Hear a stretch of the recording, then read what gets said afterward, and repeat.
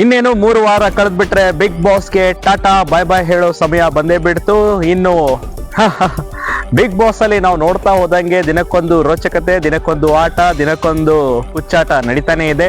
ಹಾಗಾದ್ರೆ big boss ಅಲ್ಲಿ ಯಾರು ವಿನ್ ಆಗ್ತಾರೆ ಮತ್ತೆ ಏನ್ ನಡೀತಾ ಇದೆ ಬಿಗ್ ಬಾಸ್ ಮಂದಿಯ ಪ್ರಕಾರ, ಯಾರು ವಿನ್ನರು ಯಾರಿಲ್ಲ ಅನ್ನೋದನ್ನ ಹೇಳ್ತೀನಿ ಕೇಳಿ. ನಾವೆಲ್ಲ ವಿನ್ನರು ಅವ್ರಾಗ್ತಾರೆ ಇವ್ರಾಗ್ತಾರೆ ಅಂತ ಊಹಾಪೂಹದ ಮಧ್ಯೆನೇ ಇದೀವಿ. ಜೊತೆಗೆ ಅವರ ಟಾಸ್ಕ್ ಅನ್ನ ನೋಡ್ತಾ ಇದೀವಿ. ಕೇವಲ 1.5 ಗಂಟೆ ಪ್ರಸಾರ ಆಗುವ ಎಪಿಸೋಡ್ ನೋಡಿ ನಾವು ಹೇಳ್ತಾ ಇದ್ದೇವೆ ವಿನಃ, ಆದ್ರೆ ಅಲ್ಲಿ 24 ಗಂಟೆಯೂ ಅವ್ರ ಜೊತೆ ಇದ್ದವರು ಅವ್ರ ಬಗ್ಗೆ ಯಾರು ಕಾಂಪಿಟೇಟರ್ ಅನ್ಸುತ್ತೆ, ಮತ್ತೆ ಯಾರು ಜೋಕರ್ ಅನ್ಸುತ್ತೆ, ಯಾರು ಡೇಂಜರ್ ಆಗಿ ಗೇಮ್ ಆಡ್ತಾ ಇದಾರೆ ಅನ್ಸುತ್ತೆ, ಆ ಎಲ್ಲದರ ಮಾಹಿತಿ ಇಂದಿನ ಎಪಿಸೋಡ್ ಅಲ್ಲಿ ಕೊಡ್ತೀನಿ, ನೋಡ್ತಾ ಹೋಗಿ.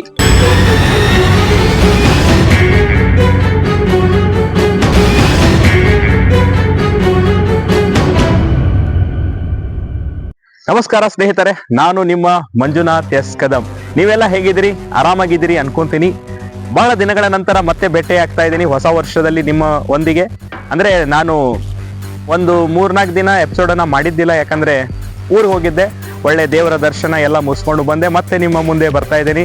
ಅಗೇನ್ ಬಿಗ್ ಬಾಸ್ ಟಾಪಿಕ್ ಅನ್ನೇ ತೊಗೊಂಬಂದಿದ್ದೀನಿ. ಯಾಕಂದ್ರೆ ಇನ್ ಸ್ವಲ್ಪ ದಿನ ಬಿಟ್ರೆ ಮುಗ್ದೇ ಹೋಗ್ಬಿಡುತ್ತಲ್ಲ ಬಿಗ್ ಬಾಸ್ ಬಗ್ಗೆ. ನಾವು ಏನ್ ಮಾತಾಡಿದ್ರು ಬಿಗ್ ಬಾಸ್ ಬಗ್ಗೆ ಮತ್ತೆ ಎಪಿಸೋಡ್ ಮಾಡೋಕ್ಕಾಗಲ್ಲ. ಆಗಿದ್ದಾಗೋಯ್ತು, ಹೋಗಿದ್ದು ಹೋಗ್ಬಿಡುತ್ತೆ. ಆದ್ರೆ ನಿಮ್ಮ ಮುಂದೆ ಈ ಸಲ ಯಾರು ಗೆಲ್ತಾರೆ ಏನಿಲ್ಲ ಅನ್ನೋ ಒಂದು ನಿಖರ ಮಾಹಿತಿ, ಜೊತೆಗೆ ಬಿಗ್ ಬಾಸ್ ಮಂದಿ ಒಳಗಡೆ ಅವ್ರು ಏನ್ ಹೇಳ್ತಾ ಇದ್ದಾರೆ, ಯಾರು ಗೆಲ್ಬಹುದು ಅಂತ ಅವ್ರಿಗೆ ಅನ್ಸುತ್ತೆ. ಯಾಕಂದ್ರೆ ದಿನದ 24 ಗಂಟೆ ಇದ್ದವ್ರಿಗೆ ಮಾತ್ರ ಈ ವ್ಯಕ್ತಿ ಹೀಗೆ ಇರಬಹುದು, ಹೀಗೆ ಆಡ್ಬಹುದು, ಹೀಗೆ ಗೆಲ್ಬಹುದು ಅನ್ಸುತ್ತೆ. ನಾವು ಆಚೆಯಿಂದ ಕೇವಲ 1.5 ಗಂಟೆ ನೋಡಿ ಅಷ್ಟೇ ಬಿಟ್ಟು ಬಿಡೋರು. ಅದನ್ನ ಬಿಟ್ರೆ ಅದ್ರ ಜೊತೆ ಸೀರಿಯಸ್ ಆಗಿರೋರು ಅಂದ್ರೆ ಆ ವ್ಯಕ್ತಿಗಳು, ಆ ಮನೆಯಲ್ಲಿ ಆಟ ಆಡ್ತಾ ಇರುವ ನಿಜವಾಗಿ ಸ್ಪರ್ಧಿಗಳು. ಹಾಗಾದ್ರೆ ಬಿಗ್ ಬಾಸ್ ಅಲ್ಲಿ ಇವತ್ತು ಒಂದು ರವಿವಾರದ ಎಪಿಸೋಡ್ ಅಲ್ಲಿ ಕಿಚ್ಚ ಸುದೀಪ್ ಒಂದು ಪ್ರೋಮೋವನ್ನ ಬಿಟ್ಟಿದ್ದಾರೆ. ಅದರಲ್ಲೂ ಬಿಗ್ ಬಾಸ್ ಬಗ್ಗೆ, ಅದರಲ್ಲೂ ಕಿಚ್ಚ ಸುದೀಪ್ ವೀಕೆಂಡ್ ಅಲ್ಲಿ ಏನ್ ಬರ್ತಾರೆ ಆ ಪ್ರೋಮೋದಲ್ಲಿ ನೋಡೋದಾದ್ರೆ ಅದರ ಆಧಾರದ ಮೇಲೆ ನಾನು ಹೇಳ್ತೀನಿ. ಏನಂದ್ರೆ ಈಗ ಒಂದು ಸರ್ಕಲ್ ಮಾಡಿದ್ದಾರೆ. ಆ ಸರ್ಕಲ್ ಅಲ್ಲಿ ಯಾರು ಸ್ಪರ್ಧಿಗಳು ವಿನ್ನರ್ ಆಗ್ತಾರೆ ಅಥವಾ ಯಾರು ಡೇಂಜರರು, ಯಾರು ಜೋಕರು ಅನ್ನೋದು ಬಗ್ಗೆ ಹೇಳಲಾಗಿದೆ. ಹಾಗಾದ್ರೆ ನಾವೆಲ್ಲ ಅನ್ಕೊಂತೀವಿ ಇವ್ರು ವಿನ್ ಆಗ್ತಾರೆ, ಅವ್ರು ವಿನ್ ಆಗ್ತಾರೆ ಅಂತ. ಆದ್ರೆ ನಮ್ಮ ಊಹೆ ಕೂಡ ತಪ್ಪಾಗಬಹುದು, ನಿಮ್ಮ ಊಹೆ ಕೂಡ ತಪ್ಪಾಗ್ಬೋದು. ಯಾಕಂದ್ರೆ ನೀವು ಅವ್ರನ್ನ ಗೆಲ್ಸೋರು, ಅವ್ರನ್ನ ಉಳಿಸೋರು. ಆದ್ರೆ ಈಗ ಉಳಿದಿರೋದು 9 ಜನ. ಈ 9 ಜನದಲ್ಲಿ ಬಿಗ್ ಬಾಸ್ ಯಾವ ರೀತಿ ಆಯ್ಕೆ ಮಾಡ್ತಾರೆ, ಹೇಗಿರುತ್ತೆ? ಎಲ್ಲರೂ ಅನ್ನುತ್ತಾ ಇದ್ದಾರೆ ಡಬಲ್ ನಾಮಿನಿ ಇದು ಎಲಿಮಿನೇಷನ್ ಇರುತ್ತೆ. ಓಕೆ, ಇರುತ್ತೆ. ಆದ್ರೆ ಇಲ್ಲಿ 9 ಜನ ಉಳಿದಿದ್ದಾರೆ. 3 ವಾರಗಳು. ನಮ್ಗೆ ಬೇಕಾಗಿರೋದು 5 ಜನ ಫೈನಲಿಸ್ಟು. ಆದ್ರೆ ಇನ್ನೂ ಉಳಿದಿರುವ 9 ಜನ ಅಂದ್ರೆ 4 ಜನನ ತೆಗಿಬೇಕು. ಹೇಗೆ ತೆಗಿತಾರೆ? ಒಂದು, ಈ ವಾರದಲ್ಲಿ ಅಂದ್ರೆ ಈಗ ಬರೋ ಮಂಗಳವಾರ ಬುಧವಾರದಿಂದ ಡಬಲ್ ಎಲಿಮಿನೇಷನ್ ನಡೆಯುತ್ತೆ. ಡಬಲ್ ಎಲಿಮಿನೇಷನ್ ನಲ್ಲಿ 2 ಜನನ ದಿಢೀರ್ ಅಂತ ಏನು ತೆಗಿಯಕ್ ಹೋಗಲ್ಲ.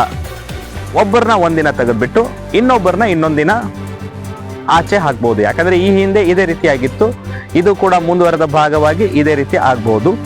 ಜೊತೆಗೆ ನೆಕ್ಸ್ಟ್ ವೀಕ್ ಅಲ್ಲಿ ಮತ್ತೆ 2 ಜನನ ತೆಗೆಯೋ ಸಾಧ್ಯತೆ ಕೂಡ ಹೆಚ್ಚು ಕಂಡು ಬರ್ತಾ ಇದೆ.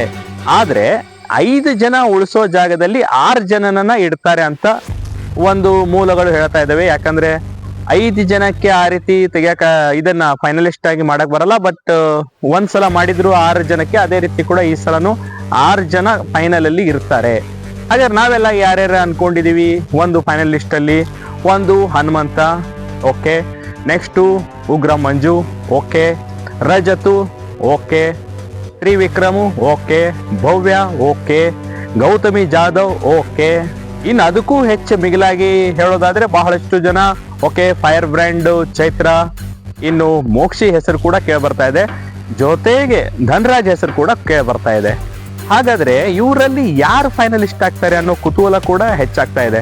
ಆದ್ರೆ ಬಿಗ್ ಬಾಸ್ ಒಳಗಡೆನೆ ಇದ್ದು ಅವರು ಹೇಳ್ತಾ ಇರೋ ಪ್ರಕಾರ ಯಾರಿಗೆಲ್ಲ ಏನೆಲ್ಲ ಕೊಟ್ಟಿದ್ದಾರೆ ಗೊತ್ತಾ? ಅದನ್ನ ನೋಡಿದ್ರೆ ನೀವು ಹೌದಾ ಅಂತ ನೀವು ಒಂದು ನಗುನು ತರಿಸ್ಬೋದು, ಇನ್ನು ಹೌದಲ್ಲ ಅಂತ ಕೂಡ ಅನಿಸ್ಬಹುದು.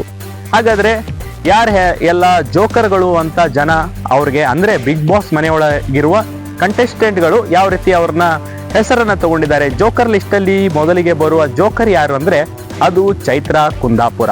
ಹೌದು, ಚೈತ್ರ ಕುಂದಾಪುರ ಆಟ ನೀವೆಲ್ಲ ನೋಡಿದಿರಿ. ಯಾವ ರೀತಿ ಮಾಡ್ತಾರೆ, ಯಾವ ರೀತಿ ಆಟ ಆಡ್ತಾರೆ, ಅವ್ರ ಸ್ಟೈಲಲ್ಲಿ ಅವರು ಆಡ್ತಾ ಇದ್ದಾರೆ. ಅದು ಕೆಲವೊಮ್ಮೆ ಸುಳ್ಳನ್ನು ಹೇಳ್ತಾರೆ ಅಥವಾ ಇದ್ದಿದ್ದನ್ನ ಒಪ್ಪೋದು ಸಾಧ್ಯ ಇಲ್ಲ. ಆ ರೀತಿ ಚೈತ್ರ ಕುಂದಾಪುರ್ ಆಟ ಆಡ್ತಾ ಇದ್ದಾರೆ. ಅವ್ರನ್ನ ಇಡೀ ಮನೆಯವರು ಸೇರ್ಕೊಂಡು ಜೋಕರ್ ಅನ್ನೋದು ಒಂದು ಟ್ಯಾಗ್ ಲೈನ್ ಅನ್ನ ಕೊಟ್ಟಿದ್ದಾರೆ. ಇನ್ನ ಜೋಕರ್ ಲಿಸ್ಟ್ ಅಲ್ಲಿ ಮತ್ತೆ ಕೆಲವೊಬ್ರು ಹೆಸರುಗಳು ಕೇಳ ಬರ್ತವೆ. ಎಸ್, ಜೋಕರ್ ಲಿಸ್ಟ್ ಅಲ್ಲಿ ರಜತ್ ಹೆಸರು ಕೂಡ ಕೇಳ ಬರ್ತಾ ಇದೆ. ಯಾಕೆ ಅವ್ರನ್ನ ಜೋಕರ್ ಅಂತ ಜನ ಅಲ್ಲಿ ಕೊಟ್ಟರೋ ಗೊತ್ತಿಲ್ಲ. ಅವರು ಅಲ್ಲಿ ಕೂಗಾಟನೋ ಅವ್ರ ಹುಚ್ಚಾಟನೋ ಆ ರೀತಿ ನೋಡ್ಬಿಟ್ಟು ಅವ್ರನ್ನ ಜೋಕರ್ ಅಂತ ಕೊಟ್ಟಿದ್ದಾರೆ. ಜೊತೆಗೆ ಇವ್ರ ಜೊತೆಗೆ ಮತ್ತೆ ಸೇರ್ಕೊಳ್ಳೋದು ಯಾರಂದ್ರೆ ಭವ್ಯ ಕೂಡ ಸೇರ್ಕೊಂತಾರೆ. ಭವ್ಯನು ಜೋಕರ್ ಅಂತ ಆ ಬಿಗ್ ಬಾಸ್ ಮಂದಿಗೆ ಕಾಣ್ತಾ ಇದೆ. ಜೊತೆಗೆ ಉಗ್ರಂ ಮಂಜು ಏನಿದ್ದಾರೆ ಅವರು ಕೂಡ ಜೋಕರ್ ಅಂತ ಅಲ್ಲಿನವರಿಗೆ ಅನಿಸ್ತಾ ಇದೆ. ಇನ್ನು ಈ ಬಿಗ್ ಬಾಸ್ ಅಲ್ಲಿ ಡೇಂಜರ್ಗಳು ಯಾರಪ್ಪ ಇದ್ದಾರೆ ಅಂತ ನೋಡೋದಾದ್ರೆ, ಈ ಡೇಂಜರ್ ಲಿಸ್ಟ್ ಅಲ್ಲಿ ಕಂಡು ಬರುವುದು ಚೈತ್ರ ಕುಂದಾಪುರ. ಅದ್ರ ಜೊತೆಗೆ ಮತ್ತೆ ಕಂಡು ಬರುವವರು ಯಾರಂದ್ರೆ ಹನುಮಂತ, ಜೊತೆಗೆ ತ್ರಿವಿಕ್ರಮ್, ಜೊತೆಗೆ ರಜತು ಕಂಡು ಬರ್ತಾ ಇದ್ದಾರೆ. ತ್ರಿವಿಕ್ರಮ್ ಮಂಜು ಕೂಡ ಡೇಂಜರ್ ಅಂತ ಅಲ್ಲಿನವರಿಗೆ ಅನಿಸ್ತಾ ಇದೆ. ಯಾಕಂದ್ರೆ ಇವರು ಯಾವಾಗ ಬೇಕಾದವಾಗ ಗೇಮ್ ಅನ್ನ ಚೇಂಜ್ ಮಾಡಬಹುದು ಅಥವಾ ಪ್ಲಾನ್ ಅನ್ನ ಚೇಂಜ್ ಮಾಡಬಹುದು. ಸುಮ್ಮನೆ ಇದ್ದುಕೊಂಡೇ ಏನ್ ಬೇಕಾದ್ರೂ ಆಗಬಹುದು ಅನ್ನೋದು ಸಾಧ್ಯತೆ ಇದೆ. ಹೀಗಾಗಿ ಇವರೆಲ್ಲ ಡೇಂಜರ್ ಲಿಸ್ಟ್ ಅಲ್ಲಿ ಸೇರ್ತಾ ಇದ್ದಾರೆ. ಉಗ್ರಂ ಮಂಜು, ತ್ರಿವಿಕ್ರಮು, ಚೈತ್ರ, ಹನುಮಂತ ಇವರೆಲ್ಲ ಭಾರಿ ಡೇಂಜರ್ಗಳು ಅಂತ ಅಲ್ಲಿನವರೇ ಹೇಳ್ತಾ ಇದ್ದಾರೆ. ಇನ್ನು ಇವರಿಗೆ ಕಾಂಪಿಟೇಟರ್ ಯಾರು ಅನ್ನೋ ಪ್ರಶ್ನೆ ಇಲ್ಲಿ ಬರುತ್ತೆ. ನಾವೆಲ್ಲ ಏನ್ ಅನ್ಕೊಂಡಿದ್ವಿ, ಕಾಂಪಿಟೇಟರ್ ಅಂದ್ರೆ ಯಾರಿರ್ಬೋದು? ನಮ್ಮ ಪ್ರಕಾರ ಗೆಲುವಿನ ಕುದುರೆ, ಗೆಲುವು ಸಾಧಿಸೋರು, ನಿಜವಾಗಿ ಆಟ ಆಡೋರು ಕಾಂಪಿಟೇಟರ್ಗಳು. ಅದರಲ್ಲಿ ಕೇಳಬರುವ ಪ್ರಥಮ ಹೆಸರು ಹನುಮಂತ, ತ್ರಿವಿಕ್ರಮು, ಭವ್ಯಗೌಡ, ಧನ್ರಾಜು, ಚೈತ್ರ ಇವ್ರ ಹೆಸರುಗಳನ್ನು ಕೇಳಬರ್ತಾ ಇದೆ.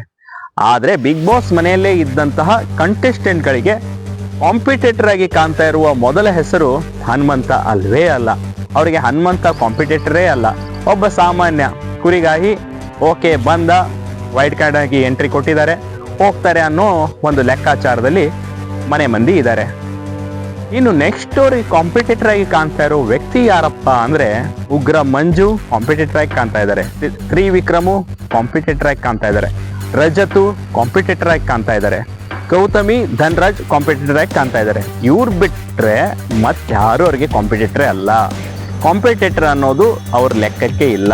ಚೈತ್ರ ಕಾಂಪಿಟೇಟರ್ ಅಲ್ಲ, ಹನುಮಂತು ಕಾಂಪಿಟೇಟರ್ ಅಲ್ಲ, ಯಾರು ಭವ್ಯ ಕಾಂಪಿಟೇಟರ್ ಅಲ್ವೇ ಅಲ್ಲ. ಇವರನ್ನ ಹೊರತುಪಡಿಸಿ ಬೇರೆಯವರೆಲ್ಲರೂ ಇವರಿಗೆ ಕಾಂಪಿಟೇಟರ್ಗಳು ಅನ್ನೋ ಲೆಕ್ಕಾಚಾರ ಇವರಲ್ಲಿ ಇದೆ. ಆದ್ರೆ ಇದನ್ನ ಕಿಚ್ಚ ಸುದೀಪ್ ಮುಂದೆ ಇವರು ಹೇಳ್ಕೊಂಡಿರೋದು. ಹಾಗಾದ್ರೆ ವೀಕ್ಷಕರೇ, ಈಗ ಒಂದು ಅರ್ಥ ಮಾಡ್ಕೊಳ್ಳಿ, ಈಗ ಏನ್ ಬಿಗ್ ಬಾಸ್ 3 ವಾರ ಉಳಿದಿದೆ, ಈಗ ಅಲ್ಲಿ ಅವ್ರ ಮನೆ ಮಂದಿ ಬಂದು ಅವ್ರ ಜೊತೆ ಇಡೀ ದಿನ ಇದ್ದು ಅವರ ತಲೆಯನ್ನ ತುಂಬಿಸಿದ್ದಾರೆ. ಆಚೆ ಏನ್ ನಡೀತಾ ಇದೆ ಅದನ್ನು ಹೇಳಬಾರ್ದಾಗಿತ್ತು, ಅದ್ರ ಪ್ರತಿಯೊಂದು ಮಾಹಿತಿಯನ್ನು ಕೊಟ್ಟುಬಿಟ್ಟಿದ್ದಾರೆ. ಯಾರು ಅವ್ರ ಕಾಂಪಿಟೇಟರು, ಯಾರ ಜೊತೆ ಇರಬಾರ್ದು, ಏನ್ ನಡೀತಾ ಇದೆ, ನೀನ್ ಹೆಂಗ್ ಕಾಣ್ತಾ ಇದೆಯಾ, ಎಲ್ಲ ವಿಷಯ ಮಾಹಿತಿಯನ್ನ ಕೊಟ್ಟುಬಿಟ್ಟಿದ್ದಾರೆ. ಹೀಗಾಗಿ ಬಿಗ್ ಬಾಸ್ ಅಲ್ಲಿ ಈಗ ಏನಾಗತ್ತೆ ಅಂದ್ರೆ ಪ್ರತಿಯೊಬ್ಬರು, ಈಗ ನೋಡಿ ವಾರದ ಕತೆ ಕಿಚ್ಚನ ಜೊತೆ ಇದ್ದಾಗ ಏನಾಯ್ತು, ಜೋಡಿಗಳು ಒಡಗೋದು. ನೀವು ನೋಡ್ತಾ ಇದ್ದೀರಿ, ಫೋಟೋನ ತೆಗಿಬೇಕಾದ ಟಾಸ್ಕ್ ಅಲ್ಲಿ ಕತ್ತರಿಂದ ಕಟ್ ಮಾಡಬೇಕಾದ್ರೆ ತ್ರಿವಿಕ್ರಮು ಭವ್ಯಗೌಡ ಹೆಸರು ತಗೊಂಡ, ಭವ್ಯ ತ್ರಿವಿಕ್ರಮ್ ಹೆಸರು ತಗೊಂತಾಳೆ. ಜೊತೆಗೆ ಉಗ್ರಂ ಮಂಜು ಗೌತಮಿ ಹೆಸರು ತಗೊಂತಾರೆ, ಗೌತಮಿ ಉಗ್ರಂ ಹೆಸರು ತಗೊಂತಾರೆ. ಅಂದ್ರೆ ಇಲ್ಲಿ ಇಷ್ಟು ದಿನ ಜೋಡಿ ಟಾಸ್ಕು ಅಥವಾ ಏನೋ ಜನ ಇಷ್ಟಪಡ್ಬೋದು, ಇಲ್ಲಿ ಲವ್ ವರ್ಕೌಟ್ ಆಗ್ಬೋದು ಅಥವಾ ಕಪಲ್ಸ್ ಗೇಮ್ ವರ್ಕೌಟ್ ಆಗ್ಬೋದು, ಫ್ರೆಂಡ್ಶಿಪ್ ವರ್ಕೌಟ್ ಆಗ್ಬೋದು ಅಂತ ಅನ್ಕೊಂಡಿದ್ರು. ಆದರೆ ಈಗೆಲ್ಲ ಗೆಲುವು ಒಂದೇ, ಕಪ್ಪಿರೋದು ಒಂದೇ ಅಲ್ವಾ? ಹೀಗಾಗಿ ಕಪ್ ಗೆಲ್ಲಬೇಕಂದ್ರೆ ಈ ಎಲ್ಲ ಸ್ನೇಹ ಸಂಬಂಧಗಳನ್ನು ಬಿಡಬೇಕು, ಆಚೆ ಮಾಡ್ಕೋಬೇಕು. ಹೀಗಾಗಿ ಈಗ ಪ್ರತಿಯೊಬ್ಬರು ಇಂದಿನಿಂದ ಗೇಮ್ ಇವ್ರದ್ದು ಪಕ್ಕಾ ಪ್ಲ್ಯಾನ್ ಆಗಿ ನಡೆಯುತ್ತೆ. ಈಗ ಪ್ರತಿಯೊಬ್ಬರು ಒಬ್ಬರನ್ನೇ ಟಾರ್ಗೆಟ್ ಮಾಡಲ್ಲ, ಪ್ರತಿಯೊಬ್ಬರು ಅವರ ಮೇಲೆ ಅವ್ರು ಯಾರು ಕಾಂಪಿಟೇಟರ್ ಅನ್ನಿಸ್ತಾರೆ ಅವ್ರನ್ನ ಖಂಡಿತವಾಗಿ ತುಳಿದು ಮೇಲ್ ಬರೋಕ್ಕೆ ನೋಡ್ತಾರೆ. ಈಗ ಬಿಗ್ ಬಾಸ್ನ ಅಸಲಿ ಆಟ ಈಗ ಶುರು ಆಗತ್ತೆ. ಹಾಗಾದ್ರೆ ನೀವೇನ್ ನೋಡ್ತಾ ಇದ್ದೀರಿ, ಈ ಬಿಗ್ ಬಾಸ್ ಅಲ್ಲಿ ಯಾರು ಗೆಲ್ಲಬೇಕು, ಯಾರು ವಿನ್ನರ್ ಆಗಬೇಕು? ನಿಮ್ಮ ಪ್ರಕಾರ ಮುಖವಾಡವನ್ನ ಹಾಕ್ತಾ ಇರೋ ವ್ಯಕ್ತಿ ಅಸಲಿಗೆ ಅಲ್ಲಿರೋದು ಯಾರು?